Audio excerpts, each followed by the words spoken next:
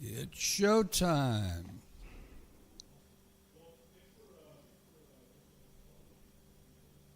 Oh, my husband's on a call.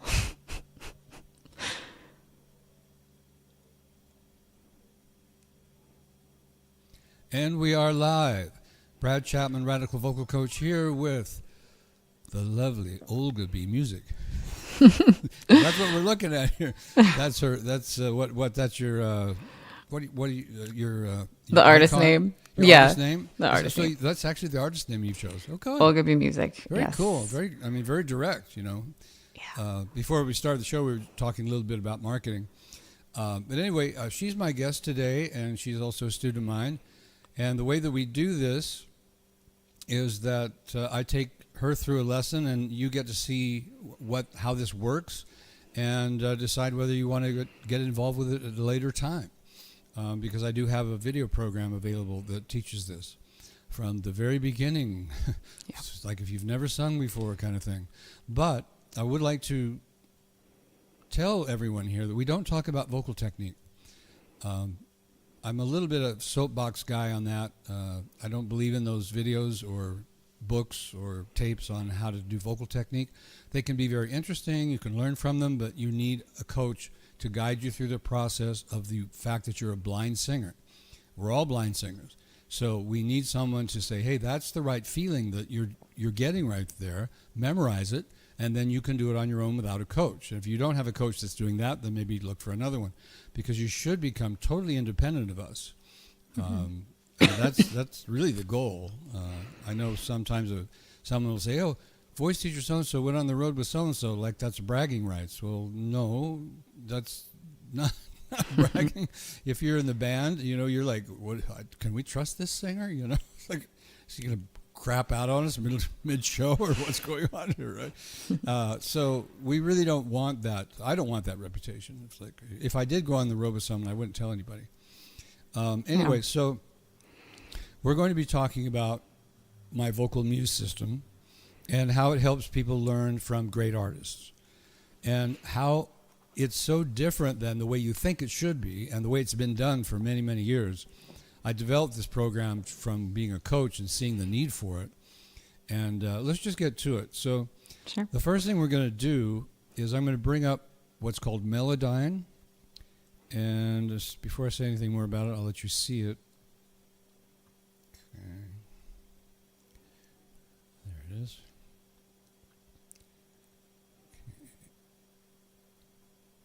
All right, there is a Melodyne live video screen.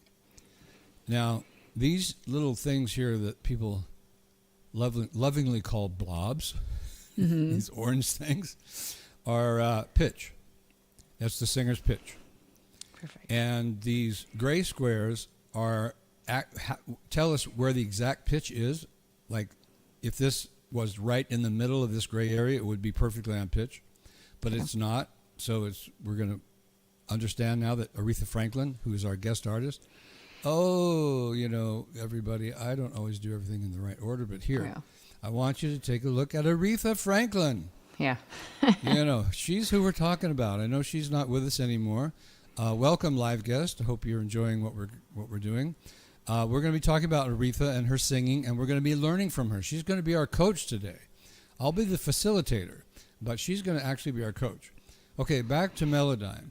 This is the industry standard for looking at and deciding what to do with a vocal or a guitar or whatever when they're editing. And its job is to tell us where the pitch is. Is it on rhythm? Is it flat, sharp? What are we going to do with it? Now, these horizontal lines right here, vertical lines right here are rhythm. So as you see from this bar to this bar, there's 32, well, there's 16 and 16. That's not right. There's 16 per bar, yeah. So there's 1 and 2 and 3 and 4 and 5 and 6. Anyway, so that means 16th notes if you know much about music. Mm-hmm. If you don't, that's okay. You can start to learn from here. I tried counting though, like 1, 2, 3, 1, 2, 3, 1, well, 2, actually, 3, 1, in 2, 3. 16ths, it's 1E and a 2E 1E and a 2E 3 and a 4E and a, yeah. Okay. So one bar from 42 to from 43 to 44 is 1E and a 2 is 1E and a 2E and a 3 and a 4E. And, yeah, it's like because there's 16 of them, and 1E and is just 4. Got it. So in one bar, you have a 1E and a 2E and a 3 and a 4E, and then you're on a new bar. Got it. Now, if it was 32nd notes, I never even learned how to count those. I mean, that's 32. Yeah. It's like, what I can't even remember. I guess we didn't really work on that. Or No. it hasn't come up in my life enough to remember what I was taught in school.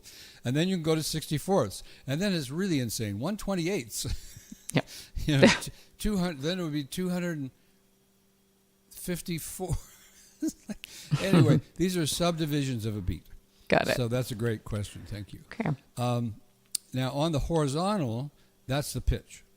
They call this a piano roll. I'm not exactly sure. I don't remember why, but they do. They call this a piano roll. So, what are we judging here? Let's play a little bit of this and see what Aretha does. This is the two phrases that we're going to look at that Olga chose. And whenever you're a guest on my show, you get to choose the song and the phrase. So if you're not a student of mine and you want to contact me about that, we can talk about it, having you on the show. All right, so I'm going to play this so that you get some context. This is the incredible song "You Make Me Feel." Well, that's not the name of the song. This is "Natural Woman." Natural Woman, yeah. And it's a classic. We won't take a look at it today, but Carole King redid it because she wrote it, and she sang it again in the 70s, and she probably sold more records than Aretha did. But Aretha is the classic. So here we go. To my peace. Yeah, I should have started here. All right. Is this a live version, Fred? Yes. Okay. Yes, absolutely. It's the live version. I prefer that, and I'm sure it's unedited, and that's one of the reasons that I prefer it. Why aren't you? Oh, there we go. Okay. Now we're starting right here. This line that I just clicked on is the beginning of this section. Here we go. Before the day I met you, life was so unkind. Okay, so this is the melody. But da da da da da. And then she glisses off here. But we'll talk about this. This is really cool. But da da da da. So that's what we're going to look at for today. Okay. Because there's a lot of information here. Yeah. Now we're not going to stay on Melodyne because this is a what I call a myth buster. Okay. Everybody that I know of, and even people who come to me for voice lessons, they say, I want perfect pitch and I want perfect rhythm. And the first thing I have to say is, myth bust. No, that is not good. Yeah. There's very few singers that are in the contemporary world that have perfect pitch and rhythm. Probably zero. There's one contemporary singer who calls herself a pop classical singer. We're not going to look at her today, but her name is Katherine Jenkins. So if you want to hear someone who sings perfectly on pitch and perfectly on rhythm and does a pop song, you can check her out, Katherine Jenkins. Katherine, okay.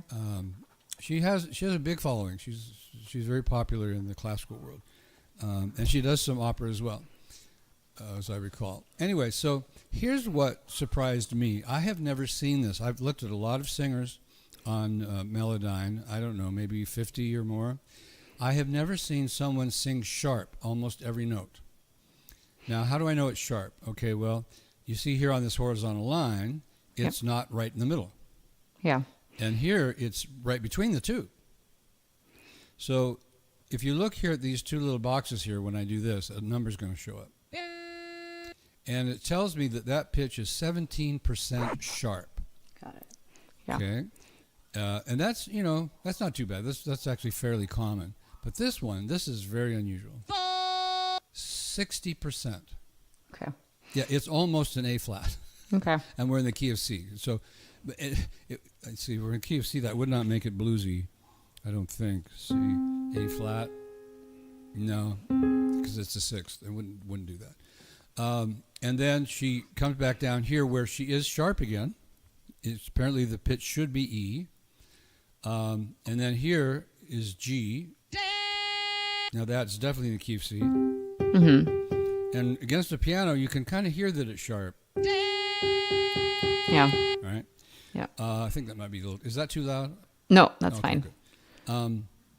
And the vibrato here is fairly even, but her vibrato in general is erratic. You can't predict exactly what you're looking at. You know, so, here, and these lines sometimes are glissandos. Okay. Where, let's look at that, where we come right to this point. Before the day I met you. Right there. For the day I met you. Before the day I met you. She bounced off of that. Before the day I met you. Got so it. she hit the A flat, which apparently is in this key. And then she kind of bounced down to what would still be an A flat, but I think but Melodyne calls it a G. So maybe it could have been, A flat to G. But again, feel isn't predictable like that. And this is part of what we're learning. Yeah. So again, sharp, and then whoa, this one is another one that's way out there, 65% sharp. And we will be listening to her with music later on. This is called a stem split. Yeah. I have taken her voice off of the music so that we can see it without all of the confusion we would see if we had the actual music in here. Got it. I just love the 21st century. It's made my job so much better, and it's made my students so much better. Everybody's growing exponentially compared to the old days, and we'll talk about that as well later on. Okay, so again, I won't necessarily drive you crazy with every note here. This isn't really going to matter, but it myths bust the idea that she's always on pitch. She is not. Yeah. And here's one. Here's the one's on pitch. 1 cent sharp. Okay, that's good. I have sound engineers that would go, really? What? I mean, they don't even see that very often. Here's another one that's really close. 7% sharp. And again, listening to it doesn't bother me at all. Before the day I met you. Yeah. Life was so unkind. I mean, it doesn't bother me that that's sharp.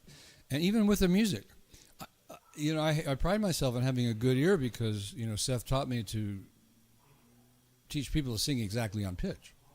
Yeah. But sharp is not something we hear often enough. So I hear flat usually, and I go, she's flat, I would hear that. But sharp like this is like really bizarre.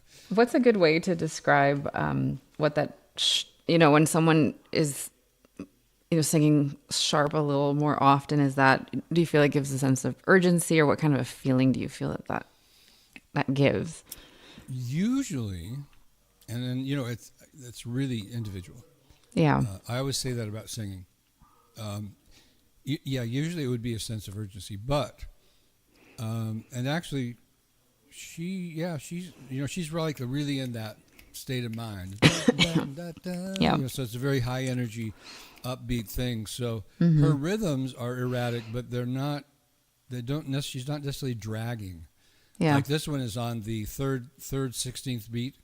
And this one here is like in between. This one here is like pretty much right on. Yeah. This one's, what would you call that? Sometimes it's hard to tell. I'm going to go with late because of the square here. Okay. Late, right on, early Oh, yeah, here. I see that. Yeah. Late here, early here. Okay. And we'll get more into this when we're actually listening to Aretha on Audacity. Okay. But yeah, that's a great question because we will be talking about what are we learning besides phrasing from these people. We're also learning emotional projection. Why is it this way? Not just, she wasn't thinking, okay, I'm going to sing sharp here and I'm going to be in between 16th notes here and all this kind of stuff. That would drive you crazy. And you'll find out why when we bring up Audacity. Yeah. But this is just a myth bust. Okay. I wouldn't say this is a great place to learn from, other than just, hey, very interesting. She sings sharp, Yeah. So, but when you're learning from her, and this is where it'll become important, you will be singing sharp. So I'm going to stop sharing this one for now. Now we're going to take a look at sheet music. Why, Brad? Well, because that's a very common way that people try to learn songs. Well, when it comes to learning from these people, sheet music will not help you at all. And so let me get there. I saw a screen share.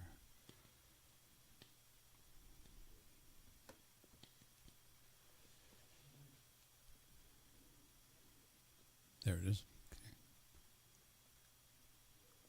All right, I'll bring it up on stage. Ta-da-dum, ta-dum. Okay, so this is the sheet music for the song. Yeah. And what we're going to do here, what's neat about the sheet music is it plays it for us. It's kind of weird. It's a synthesizer. Sounds a little strange, but it works. Okay. What program is that? Just curious. MuseScore. Okay. Good old MuseScore. I'm going to stretch this out to get to the player. Oh, there's the player. Okay. Now, so this is the first line. Before the day I met you, life was so unkind. That's all we're going to listen to. Mm-hmm. And I don't know. It's just listen. Okay. Okay.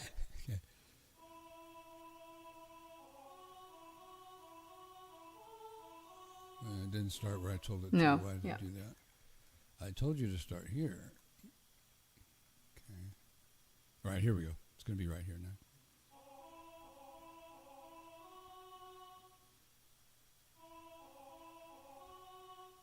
Okay. Brad, why did you play that? To show you that it's so far off from Aretha. Yeah. It's just very boring. Yes. Thank you for saying that. It's right on pitch. It's right on rhythm. It's even syncopated. Mm-hmm. I don't know if you read music at all, but this bar right here, this is an eighth note rest, which means ba-da-da-da-da-da-da. It says the syncopated feel. So they did get that right. So they ba-da-da-da-da-da, because this style of music is syncopated. And the second line, she does come in on 2, but after that it stays on the beat. So again, with the music behind her, that can actually call kind of a counter feeling where the music is doing the offbeat and the vocal is doing the onbeat. That creates a color too. But again, if we listen to Aretha, which we will again, that part will not sound at all like that. Okay. Yeah. So this is worthless. And one of the reasons I know that is because when people used to come to my studio when we had pianists playing songs for us, because we didn't have all this technology, the pianist would play, and I'm not one, but I could kind of fake this a little bit, O, B, C flat. Before the day I met you, to F, da, da, da, da, da, da. And the pianist would be playing it just like the sheet music, and then the singers would be singing it like that. And growing up with this style of music, I just didn't feel right, but it wasn't anything I could do about it. Mm-hmm. I couldn't tell the pianist, play this like the record, because they never heard it. Gotcha. There was one pianist we had that was fairly good at pop, and he would help. But still, the piano cannot do what Aretha does. So even there, you're stuck, because she sings in between the cracks. We saw that. She's sharp all over the place. Yep. And so she's sharp and on. Sharp and on. I don't think I found a flat note, did I? I didn't find a flat note. All right, so we'll stop this one. This is just a brief little ha-ha moment. All right, great. Okay, so any questions so far? No, I mean, a good way to describe syncope, I was listening to it before and I was trying to just determine when she was starting. I know for the chorus, she starts kind of right on the beat, on the 1. Mm-hmm. But anyway, we could elaborate on that, but you can keep going. Well, okay, when you count in eighths, 1 and 2 and 3 and 4 and. Okay, so the 1, the 2, the 3, and the 4 are downbeats, down. The syncopation is the up. 1 and 2 and 3 and 4 and. And today's music, especially the dance music, and depends on the style, but most of them, the snare drum, the bass drum hits 1, and the snare drum hits the off. So, but in that case, it's 1, 2, 3, 4. So the 1, so it's like boom, sh, boom, sh, boom, sh, and we dance to that. Whoa! Don't fall over, Brad. So, yeah, the world became syncopated. I think in the 50s. I'm not sure if the swing was really big on that, but I remember a book that I saw that said, it started in the 50s. That's interesting. Okay. All right, so let's move on to Audacity. And this is where all the real fun begins. And, you all, this is free, so you can get it free and you can use it free. And my program shows you how to use it and how to get it. But you'll hear, I won't really get into that, but if you go to audacityteam.org, you can get it there. just make sure that you when you click on it, that you select the one that does not go through a different company called MuseScore. Actually, I think it is the same company, but don't go through there because then it's hard to get to when you want it. Just creates one more problem. Okay, so I've kind of marked where the beginning of this phrase is. I'm not sure exactly where it is. All of this is going to be very impromptu, everyone. There's no like 1, 2, 3, 4, A, B, C, D, E, F, G way to do this, because you have to find what you want. So I'm going to play a little bit of it.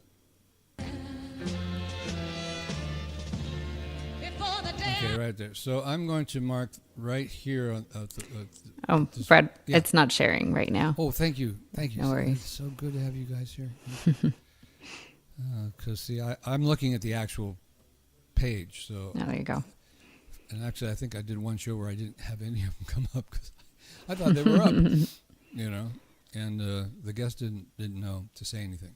All right, so we're back to here where I found this little blob right here where I want to start.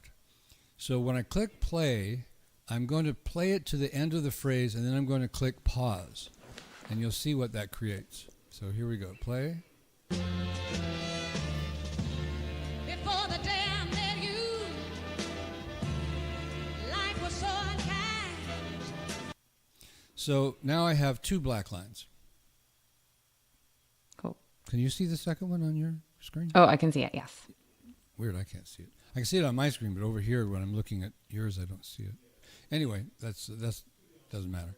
Okay, so then I do what's called scrubbing in Audacity. If you read about it, they'll call it scrubbing.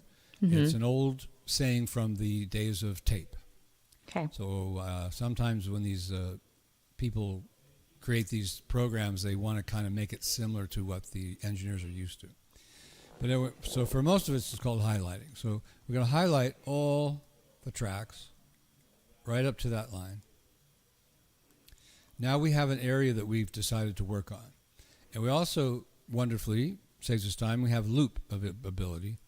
And these 2 little, I call them triangles that popped up, they're called bookmarks, have told us where the beginning and the end of the loop is going to be. So now if I play it, Before the day I met you, life was so unkind. Before the day I met you, life was so unkind. so that's how it loops. Now, why is that important? In this system, very close to the number 1 skill that will make it possible for you to learn from any celebrity or whatever singer. Maybe you have a son or a son and a daughter? The son and daughter, yeah. So if they recorded something, you could loop it. You could learn it. You say, I want to know how my kids sing, right? Yeah. So it's a tool for pretty much anything you want to do. You could use it for speaking. If you wanted to mimic a commenter, is that how they say it? Commentator? Yes, Am I saying that right? A commentator. Then you could do this to learn their patterns, how they do things, the way they draw people in. Yeah. So listening is number 1. So if you're actually doing this outside of a lesson, you should listen to it 20 or 30 times before you start singing. Okay. That's probably the number 1 thing. The number 2 thing, and they're very close partners, is the multitrack. So we'll get to that. All right, so what I have found is that there's so much information in here that going at the original tempo is too fast. Some people have what they call great ears, and somehow or another they can hear stuff on the radio and whatever and pick it up. Yeah. And Aretha did. She didn't have this technology. She got it in church, but I'm sure she was also influenced by her favorite radio artists and her favorite blues artists and so forth. So everyone is influenced. So this does not turn you into a copy artist. It turns you into a better artist because you have more information to draw from when you're improvising or even writing a song. Yeah. Okay, so let's listen again. Now, we're going to listen to it one more time just about that sharp issue. Okay. Because it's like, wait a minute. Does this sound sharp to you? Let's play it. Before the day I met you, life was so unkind. It's not bothering me at No. all. Yeah. Like, what? But, you know, it's important to know. And when you're actually learning from her, you will be singing sharp. Mm-hmm. And what's important about that is that you don't change that you don't go, oh, well, she's off key. I don't want to learn from her. Mm-hmm. Well, wait a minute. How many records has she sold, and how many records of people who would tell you to do it perfectly on pitch and perfectly on rhythm sold? And I'm not just talking about record sales. I'm talking about arts. You know, these are art people. Yeah. You know, they're not college professors. So this is very, very important. So what was I just talking about? Well, I was talking about slowing it down. Mm-hmm. So you guys won't see this. It'll go off screen because of the way Mac works. But I'm going to go to what's called Effect, EFFECT. Select that. I'm going to select tempo. And I'm going to select change tempo. And this little box shows up and you get to see this. Before the day I met you, you know, we're going to go 40%. Yeah, Brad, 40%. It's really not as big a deal as you think. Definitely not going to have 240%. That's not going to happen. Let's get the 2 back and get rid of the zeros. Yeah. Okay. And I don't know if I know Olga's been in a recording studio, but those of you who haven't been, this kind of thing goes on all the time. You're waiting for the sound engineer to get everything just the way they want it. Now, when you use Audacity, I recommend that you click this little box right here that says use high quality stretching, because it sounds so much better than if you don't. Next thing we do is click preview, because we can't trust anything. So click preview and see what we hear. Before the day I met you. Okay, I think that'll work. I may change it. Oh, wait a minute. I was trying to go to 40. And here. See? Preview helped. Let's try it again.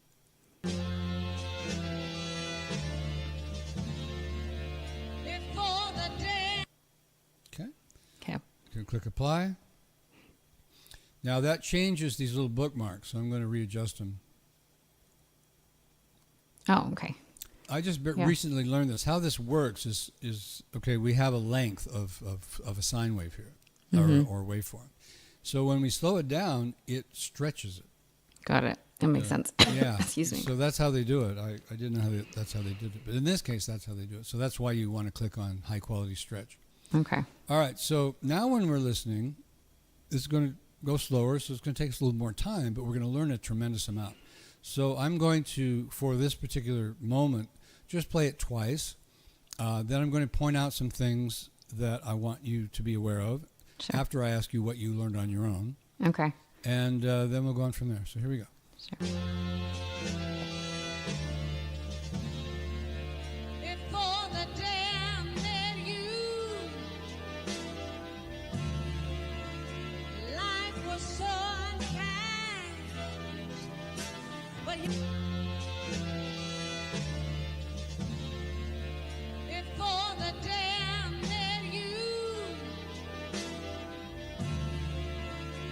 life was so unkind. Okay. What did you hear that you'd never heard before? I hear I don't know what to call that. I don't know if it's before the day I met you. Right, that. And then I also, the way it sways. And then also there's a delay. I feel like if I was practicing it, I would start it a little earlier than she does. Yeah. That's what I found really common. I tend to rush as well if I'm trying to learn something from a new artist, and what I do is, and you'll do this too, we record ourselves on another track, and then we can listen back. And we can hear those spots where we're a little ahead. Yes. Or, a little bit behind. But I find myself mostly rushing. There's another term for this phenomena in today's music. They use it a lot for Drake when he sings. He's got swagger. Okay. So swagger is behind the beat. Mm-hmm. For the day behind I the beat. met you. Yeah. Oh, life was so unkind. It's like, yeah. he's so cool, right? So that's a big part of music in the music industry. People are attracted to confidence, whether it's real or not. Whether it's arrogance or whether it's actual confidence. They're still like, oh, they're so comfortable doing that. I wish I was that comfortable doing that. So it's a big hook. Yes. So that's a good thing to notice. Anything else? There's a I lot. think those were the key things that I noticed. Okay, one thing I noticed in Melodyne, which was really cool, was for the day I met you, life is almost an octave. Life was so unkind. Oh, that. It goes so fast. The original time was like, life was so unkind. It was like, you hear it. Yeah. But with this and with seeing it on Melodyne, as I recall, it goes from A to G.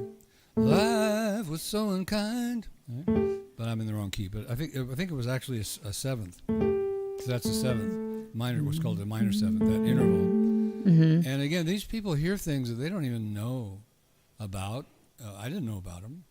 And music theory is interesting to look at something, but don't use it to learn how to do this. I'm just pointing out ways that I can tell you what's going on here. Yeah. Okay, so there's that. Before the day I met you, life was so unkind.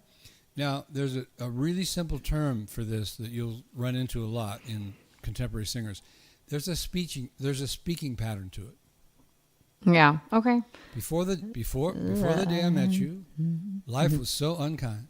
And we in popular music use glottal attacks, which the classical people avoid.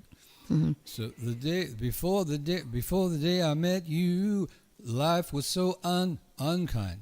Rather, life was so unkind. I'm not sure she did that.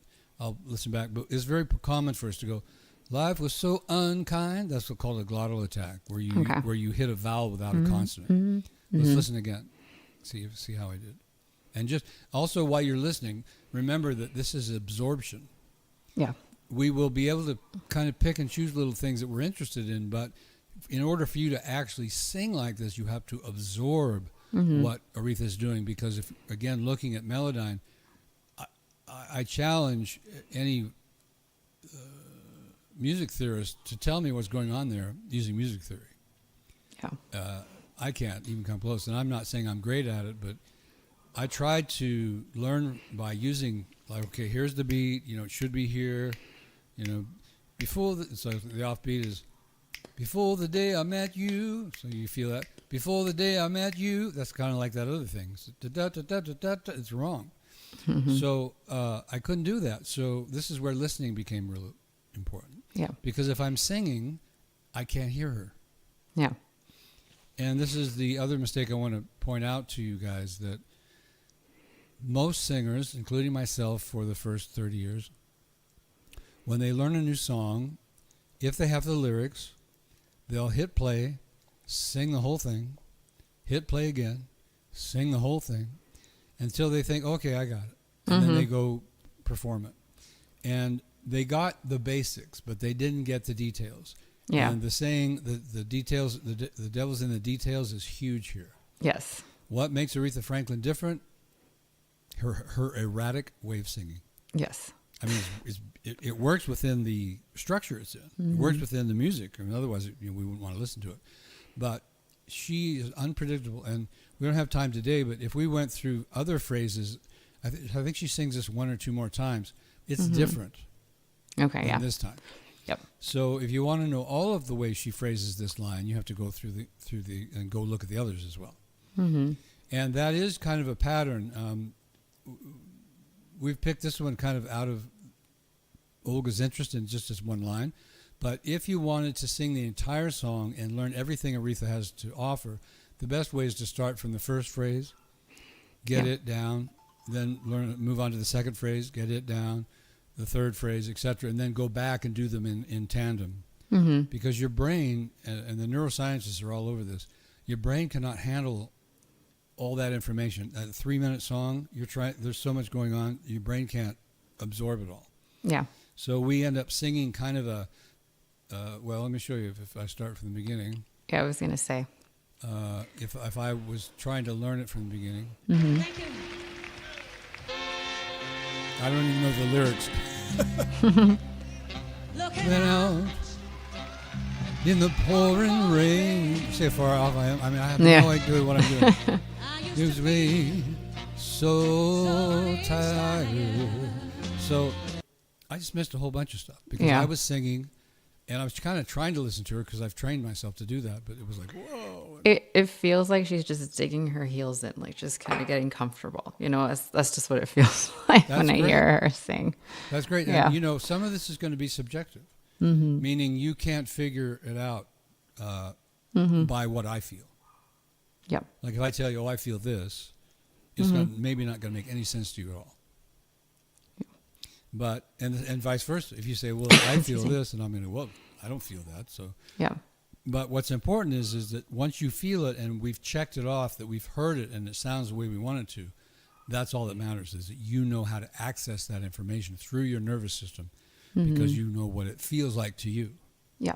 Very, very important. Yep. Okay, so I played the dummy here, showing you the wrong way to do this. So what we're going to do, we are all, by the way, guys, we are on using an app called FarPlay, which allows Olga to sing in time with this music. And you can't do that with StreamYard, which is the video portion of the show. You can't do it with Zoom. You can't do it with Skype. They claimed 20 years ago you could do it. You couldn't do it. You still can't do it. They don't care really about this. Their market is people who are talking, and they don't have to do things in time with each other. But musicians are different, and FarPlay is a wonderful product that is doing that for us. So I highly recommend it. It's farplay.io. Excuse me. Yeah. All right, so what we're going to do is you listen twice, Mm-hmm. and you can pull the lyrics up on your computer if you want to. Okay. Or maybe you already know them. Yeah, that I guess. But just sing along with her 2 or 3 times. So Sure. listen twice, And then sing sing along along. with 2 or 3 times. I'm not going to say anything. Okay. And then, I wanted to point out some other things. Before the day I met, yes, even there it might be. Before the day I, let's listen, I'm going to listen one more time. Mm-hmm. before the day I met you. You, Life was so unkind. okay, so she doesn't use any glottal attacks, but you will notice it's staccato. Okay. Ba-da-ba-da-da-da, ba-da-da-da-da. So that feel of staccato is in there, so be aware of that. Okay, listening twice, and then Olga's going to sing. Yay! In slow motion. Before the day I met you. Life was so unkind. But you Before the day I met you. See, no. Life was so unkind. No. Yeah. It's hard to follow that. You may want to listen a couple of times. Yeah. Before the day I met you. Yeah, you're closer right there. Life was so unkind. Okay.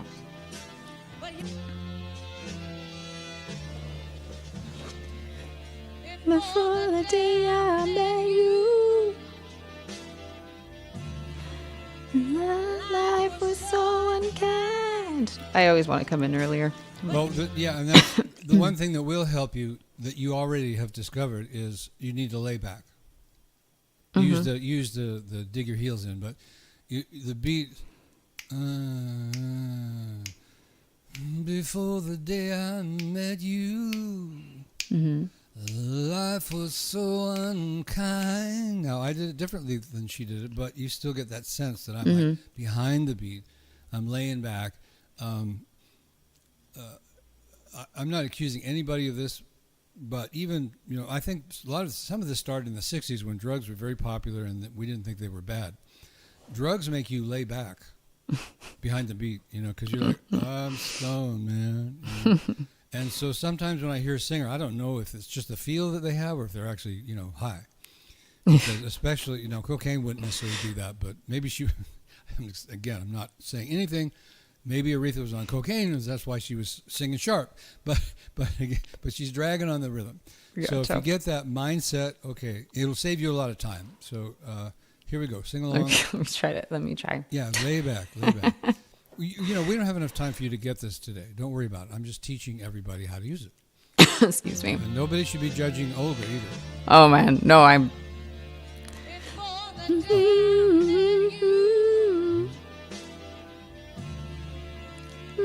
Life was so unkind. I'm just getting my voice back too. I'm giving myself a bit of grace here. We're not even thinking about that. I know. Irrelevant. I would like to. I am trying to just learn her pattern here. This is a good time for me to mention that you notice how I put this a few bars before she starts singing.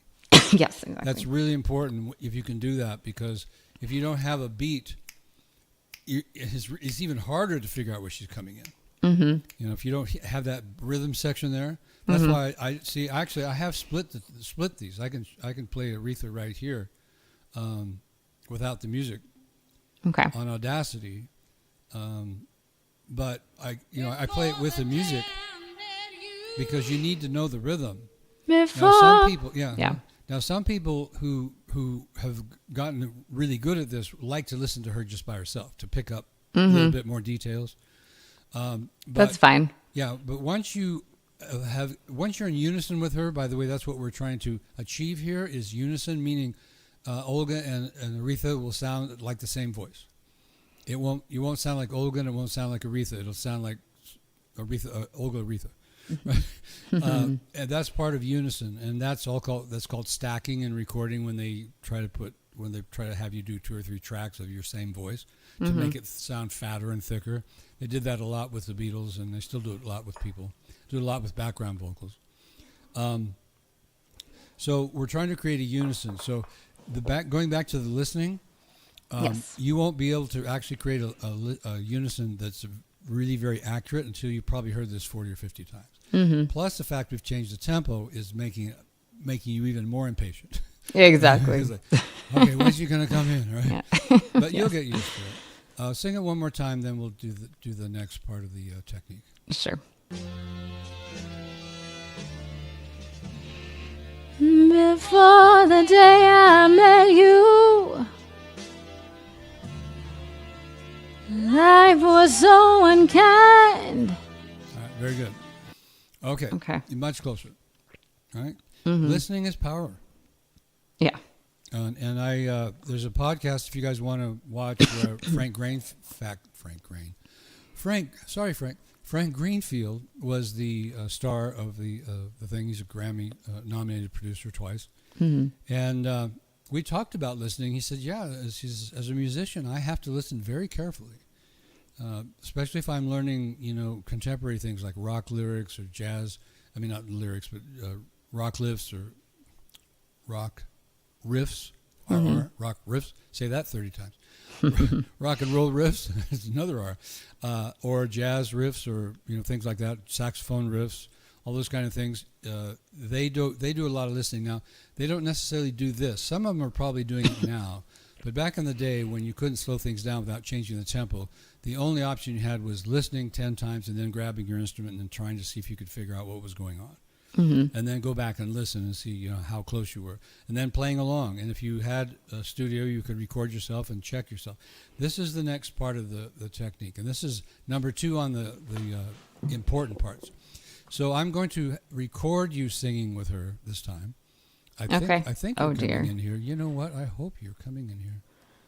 Oh, that might be interesting. Well, we're on FarPlay. We'll see what happens. Because it would record me, so it should record you. All right, here we go.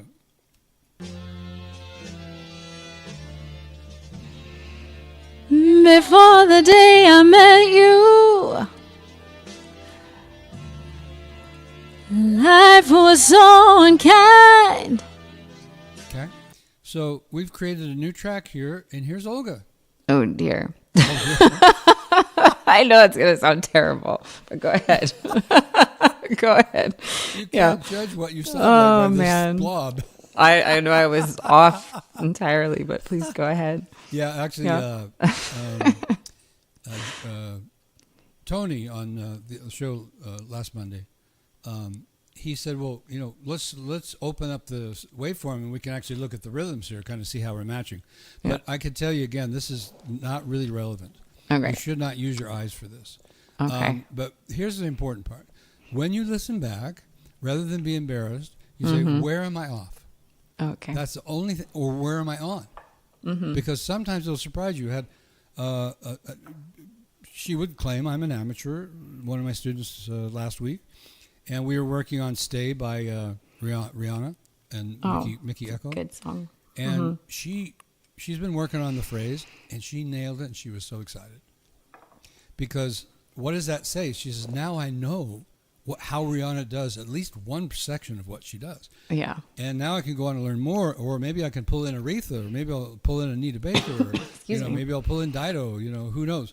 Yeah. And then I can be pulling all this information into my subconscious, and now I know more. And you're going to find just by listening to this how much you've learned already. Okay. Let's listen. Let me save some time here by remarking this. Here we go. Before the day I met you, life was so unkind. And you nailed you, by the way. For Wait, the day I met you. You are right Okay. on. Yeah, listen, Okay. Yeah, listen again. Before the day I met you.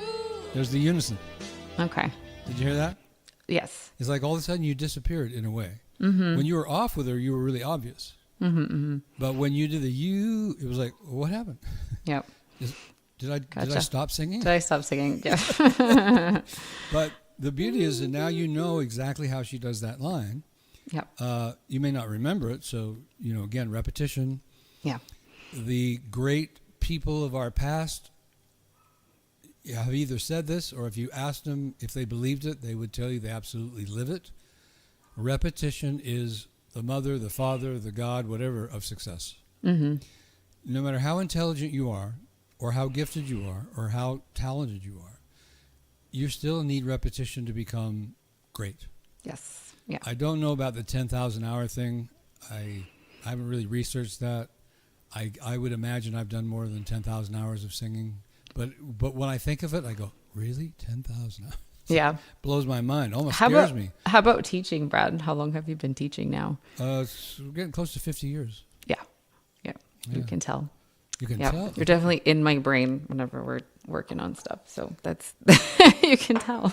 Well, Yeah. I just thought of something I never thought of. Back in the day when I was learning rock and roll, and the only way to learn it was drop the needle on the vinyl, and just like we talked about the musicians, listen to 2 or 3 words, and of course in singing I didn't do this. I did it with guitar, but I would drop the needle again, play it, and then do it again. And what you just said, I think that helped me to be a good listener as a coach. Mm-hmm. Yeah. That's probably where my coaching started in a way, Yes. because I've learned how to listen. Exactly. Now, this will Yep. change you in a way that will surprise you. You will start hearing things at the original tempo that you weren't noticing before, Okay. because now your radar is on. Mm-hmm. You're going, oh, what's really going on there? Mm-hmm. And if you're listening to like a Christina Aguilera lick, you're going to go, are there 5 notes there or 1? Because they sometimes they go so fast it sounds like. Yep. But then you'll be listening. Well, yeah, maybe there's 5 notes there. Well, if you're really curious, and I'll show you a demo of something that will kind of illuminate this issue. Mm-hmm. If you slow it down, then you'll definitely be able to hear how many notes there are. Yep. And you'll be able to hear the rhythm of those notes and the slurs in between them. So if they're going, wee, wee, well, how many notes are there? It kind of sounds like wee. Mm-hmm. Wee. Or is there 4 or the 3 or the 2? Slowing it down illuminates that immediately. Yeah. So any singer, that, in fact, actually I started using this with singers who's come to me who were pretty good, who said, how does Christina Aguilera do all those riffs? Yeah. And so as an ex-guitar player, I thought, well, hell, let's slow it down. Yep. Light bulb Makes goes sense. off. Yes. Tony and I were both musicians, and both of us were going, we never did this. Why? Yes. We're like, I don't know. Yeah. We did it Gotcha. as guitar players. We did it as keyboard players. We did it as drummers, but we never did it as singers. The singers, yeah. No, that makes sense. No, It shouldn't, though. yeah, That's why I'm laughing, right? Because this is crazy. yeah, So now the procedure would be, you've heard yourself do it with her. This track is now pretty much null and void.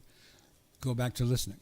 okay, So the process basically, and it's variable. I'm being very arbitrary with this comment, but basically I would say 40 times listening, 10, 15 times singing, depending on how you're feeling. If you're not feeling like you're getting it while you're singing, go back to listening. yeah, Then record yourself, check, see how you're doing. And, you know, I would have not recorded this in practice. This was too soon. I would have gone back to doing more listening. just more listening and practicing. But Okay, we're limited in time, so No problem. I went ahead and did that. And you did great. You don't worry about your voice or the fact that you were sick or anything. You did wonderfully. Then once you hear where you were a little off or where you were on, that's why I pointed out that you was on. You need to know where you're on. Then you go back to listening. okay, Now, maybe you won't need 40 times. Maybe you'll need 10. And then you listen. You say, okay, I'm feeling what I missed. There it is. Okay, I see what I did wrong there. Oh, okay, Aretha's doing this. I did that. So back, and you can actually listen. Of course, you can listen to this recording over and over again if you want to listen to where you're off as well. Then you go back and sing again, and then you'll record again yeah, and see how you're matching. Gotcha. And once you've matched, you're done. yeah, Now, I'll tell you one thing I did because I'm nuts. I mean, I agree I'm nuts. Meaning I'm a little bit over the top. After I mastered a line of Stevie Wonder's, I thought, I'm going to sing with his track because, you know, I'd stem split it without him there. And then I'm going to bring him back. okay. And he matched me. Lovely. I love it. But I got to tell you, I think that's very advanced. I really wouldn't teach that. Well, my goal was to send this to you once I perfected it. I'll send it back. Okay, that'd be fine. Yeah, and you know, depending on what your priorities are, we can work on it when you're here, or when we're online, just for a lesson as well. Yes. Yes. And you know, the other thing that Olga and I can talk about, because Mayat had recommended to her, Mayat Hotep is a friend of ours, is an incredible record producer. Probably knows more about my concept sing from feel sometimes than I do. Even though I created it, he's just taken it to new levels because he sings. You know, he's with singers in the studio all the time, and I'm with students, and when I'm with students, I can't always work on feel. I have to work on a lot of other things. Anyway, the point is that what was the point? He wanted you to learn from saxophone players. Oh, yes. Yes. And there's a rumor, and that's the best I can call it, that's where Frank Sinatra got his phrasing. Okay. And we listened to Frank on Tony's version of the live stream last week, on Monday, and I told him that, and he was really, you know, he didn't know that. So, but I'm sure Frank did a lot of other things because Frank is an improvisational singer. So all these singers are improvisational. Yeah. Virtually every one of these lines, even if the sheet music says it's the same line, is not the same line. Yeah. There's always these little differences. And of course the words create differences in rhythms and so forth. So anyway, my point is you can learn from the saxophone doing this as well. Got it. Yes. Yeah, or a guitar player. And because I was an improvisational guitar player, I used to sing a lot along with guitar solos when I was driving the car. Okay. You know, I was a Yeah. singaholic, right? So I sang the verse, the chorus, the verse, the chorus. Oh, now's the guitar solo, and I'm going. Doo-doo-doo-doo-doo. But that helped me become an improvisationalist as a singer because I already did it as a guitar player. I'm not necessarily saying that anybody has to become a musician to become an improvisational vocalist. One of my students here in town, Linda Woodson, is very good at it. She's not a musician. She's like Olga, you know. She knows a little piano and stuff, you know. But you wouldn't call her like somebody who would play in the band. She's not Exactly. Yeah. that good. Okay, so I'm going to stop screen sharing this guy, and here's a demo that I created. It's also a little bit of a sales pitch. Ingeborg was here. Thank you. She's listening in. Yay, Ingeborg. Okay. Anyway, I made this little demo of a singer singing the way I did with the Aretha thing, where they were just singing along with Ed Sheeran and not really, hoping to learn it by just singing along. Okay. It's just one phrase. And then the last recording of it, and this will flow for you guys when you're watching it. The last one is where the unison is matched. Okay. And then that's kind of the goal. And then from there, I don't go into the artistry part of it. I think I'd have to work one-on-one with people for that. So here we go, adding it to the stage. Hi, this is Brad Chapman, Radical Vocal Coach. I'm going to show you how Ed Sheeran is such a great, incredible star, etc. In other words, not only... Are you able to hear it, I Brad? know you can't hear it. Okay. Sorry about that. The way we try to learn from these people has not I been don't know working. why. I'll have to figure that out. Didn't work for me. Okay. Doesn't work for hardly any But you can see student the I've had video. or anybody I've ever known. I'll So I'm gonna play it show for you the way after we we're do done. it, and Sure. you'll see why it doesn't work. Then I'll show you the results of my VMS system, and you're going to love it. Hang on for a great ride. But I'm in love with the shape of you. We push and pull like a magnet do. Although my heart is falling too. I'm in love with your body now. Well, I'm in love with the shape of you. We push and pull like a magnet do. And though my heart keeps falling too, I'm in love with your body now. Sound familiar, anyone? I know Olga can't hear it. I'm in love with the shape of you. You should be able to. Pull like a magnet do. Although my heart keeps falling too. I'm in love with your body now. So there he's matching. Okay, so I don't know why the guest can't hear it, but we'll figure that out later. But I know everyone else could. Okay. But it shows at the very end the perfect unison, and then that's, like I said, that's kind of why I play it. Okay. Let me remove it from the screen. Ooh, isn't that a lot? No, it just makes me want to get better faster and start Great. singing faster. Yeah.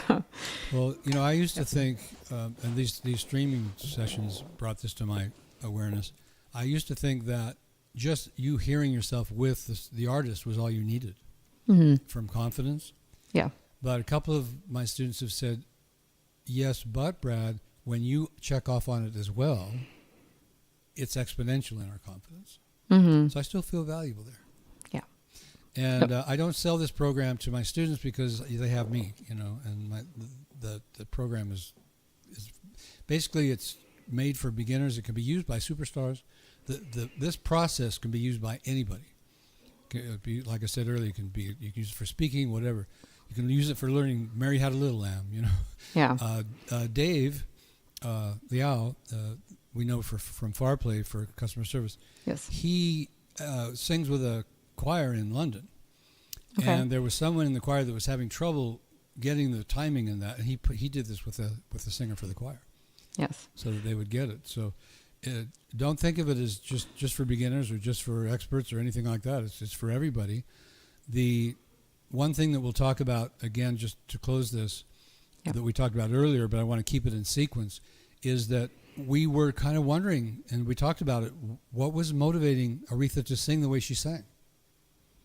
And we'll never know for sure, but we talked about, she's cool, she's relaxed, she's got the swagger, she's feeling the emotions. Before the day I met you, as we know, the African Americans have kind of their own way of talking, so that influenced her phrasing. And of course, everybody white now wants to do it, and green and blue and every other color.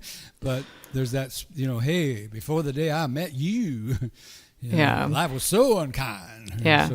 So we learn these things from these people, and it's just incredible. Yeah, honestly, quite sincerely, whenever I do hear her singing, like all of her songs, I feel like I am in her body. I feel like I live what she's living, what she's feeling. So that's what I'm trying to emulate as well. Excellent. Now, when let's say you wanted to do your own version of it, you would not use these tracks because Exactly. they would influence you to sing like Aretha. Yeah. So you would get AI or studio musicians to create something that was quite different, so that you could sing quite different. Yeah. So if you noticed, every time I sang it, it was different because I don't know exactly what she did. So if I'm creating something to sell, to put on the market, then I'm going to create my own art. I'm going to do it exactly my way. Yes. So that people get something that is not Aretha. Oh, that was the other thing. Thank you for reminding me, Brad. There is one other thing that we can do here with Audacity that I didn't show you. Let me re-scrub these lines. So, you know, her energy is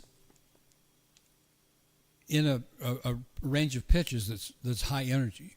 So if I sing down an octave from her, I can't create that same energy. Yeah. I have to raise the key. Yeah. Now, so there's a couple of values of this. So if I go in and change the key now, change pitch, this tells me how many semitones that I can change it to. However, I warn you that this is not how many semitones. This thing is off. Yeah. Did you want to share the screen too, Brad? Or Oh, thank you. Yes. Thank you. No thank you, worries. thank you. I love having guests that keep me honest. Oh, yes, I've got to go into here. See, I'm so used to teaching where everybody can see what I'm doing. Add to stage. Yes, okay. I want to do that. There we go. Image, share screen. Of course, you're saying, Brad, quit talking to yourself. I understand. Share. Okay, add to stage. Okay, now you can see it. All right, so the little box pops up that tells us what semitone options we can take. So because Audacity doesn't actually know what key this is in because we downloaded it, we didn't start from scratch in the recording sessions, we need to go to 0 first. Now Audacity knows where we are. Generally speaking, a fair rule of thumb between a male voice and a female voice for selecting pitch change for energy is between a third and a fourth. So I'm going to go the third, which is 1, 2, 3, 4 semitones. So I put 4 in here, minus 4, or no, minus 4, yeah, minus 4. So I'm going to bring her down into my area, and of course she's going to sound weird. You know, we all understand that, but we'll still be able to learn what we want to learn. So I'm going to preview it. And now it's more like a tenor, right? Life was so hard. So then when I play it and I practice with it, I'm going to remove this, then it's going to make more sense. This key wasn't... I'm going to have to remove the music from this for a moment. But anyway, as you listen to it, you hear... So now I can learn that. Now we're back to the original tempo because I'm on a different site. But so for you, let's say that you were having an off day, but you didn't really want to sing much, but you wanted to learn. You could lower the key. Yeah. Or if you got really excited, like, hey, I've got Aretha's notes, I'm going to go a half step higher or 2 semitones up and see if I can do it in that key. And then that'll give you confidence when you do it at karaoke that, hey, this is a no-brainer. Yeah. Right? Yeah. Yeah. And you recommended that to practice it higher, like semitone or 2, and then bring it down for the actual performance, which makes sense. It's much easier. So why am I using Audacity? Just one more thing. It's because of the fact that I can isolate things and I can multitrack. There are apps out there that will do the slowing down and the speeding up, and that's fine. But you can't do the multitrack to check yourself. Okay. Now, people who use Logic and Sony Pro Tools and so forth, this is like a very simplified version of that. So they don't use this. They use Logic or Pro Tools or whatever they're comfortable using with to change keys and change tempos. So, yay is all I can say. I'm glad you all tuned in. Let me do my little pitch here to try to make a buck. Right. So these QR codes that you can see right here. Let me stop screen share because after all, Olga is the star here. This one's your show, Brad, for sure. You're the guest star. Yeah. I was playing with that. So is she the guest star or is Aretha the guest star? How do you say that? You know, because you're a human and she's a recording. Okay, so this QR code here is the one that you want to. You go to my Vocal Muse. Let me see if this works. Website, Oh. and even if you don't buy it, there's still a lot of information that you can add to what we talked about here today. So that's valuable either way. And then the QR on the right is my new book, Sing from Feel, Love it. Cool. It works. Revealing Your Authentic Voice. So you can click on that to get the book. The book is all about emotions. It does talk about the vocal muse technique in the book, and so that people who read it can maybe use it, understand why it works. But it's really a lot about kind of what we were talking about just a moment ago, where you have to start improvising. You have to start making up your own. Mm-hmm. This is an art, not a copy. It's not manufactured time. Yeah. There are people who record music as it's being as a manufacturing process, but that's not my way. And most of my students don't really want to do it that way either. If I was to sing Aretha for you and not use her, I would be a poor copy. Mm-hmm. All right. So I use Aretha strictly, or I use Stevie Wonder, or I use Ed Sheeran, or I'm not messing with somebody who thinks they can sing like Ed Sheeran. I'm going to go to Ed Sheeran. Mm-hmm. There's just no reason. This is cheap. Yeah. Audacity's free. FarPlay's free. Being online, as long as you've got a computer, is pretty much free. This is the era, you know. And I didn't say hi, Olga, on the chat, but hopefully she heard me. She's one of my advanced students, and she's just out of this world. If you want to, she's another person that I can recommend that you listen to. She's on all over Instagram, probably Facebook. I don't follow Facebook much anymore, but she's doing great stuff. She's doing great at marketing. Olga and I talked about that before we started the show. Mm-hmm. So you might want to get to know her, because she's a wonderful person who loves to help me and everybody else. And she's a student of mine, so she's learned how to sing from feel. She's used music, vocal muse. In fact, on the website, she gives a testimonial. Okay. So I know you can't stop me from talking. I apologize. No worries. So I think that wraps up the show. Oh, there's one more thing here, guys. See, I'm just trying to be really good at all this stuff, and that is like and subscribe, please. Now, those of you who hear people talk about like and subscribe on YouTube, if you don't have enough subscribers, you cannot what they call monetize. So I want to get my subscribers up. The likes help YouTube know that this is something people should see, because people like it. Mm-hmm. It's not going to be as famous as somebody teaching you how to wash your car, because everybody wants that. But this is for singers and record producers and engineers mostly. We'll get something out of this. So thank you all so much. We're going to close the show, and these are erratic. So the other thing, if you subscribe, you'll be able to see what's coming up. I have a voice coaching is still more important to me than this, so I do this erratically. But thank you so much for joining us. We usually do it at 5. Got one coming up on Monday, so I'll push that. Got one coming up with Ken Lang. Okay. He calls himself KB Lang. It's cute. You're Olga B Music, and he's KB Lang. KB Lang. I love it. The creativity is terrific. So you don't even is it a BE as well? KB Lang. Okay, I like it. Yeah. Okay. He wouldn't do KD Lang. Okay, gotcha. But that's the hook, right? KB Lang. But anyway, so tune in as often as you can. This, of course, is available on the YouTube channel. If you didn't get a chance to watch it, you can watch it later. It's also on LinkedIn and Facebook. Oh, I'm getting better at this. Awesome. Thank you so much, Brad. Thank you, Olga. And I'll talk to you soon. All right. Sounds good. Bye-bye. Bye-bye.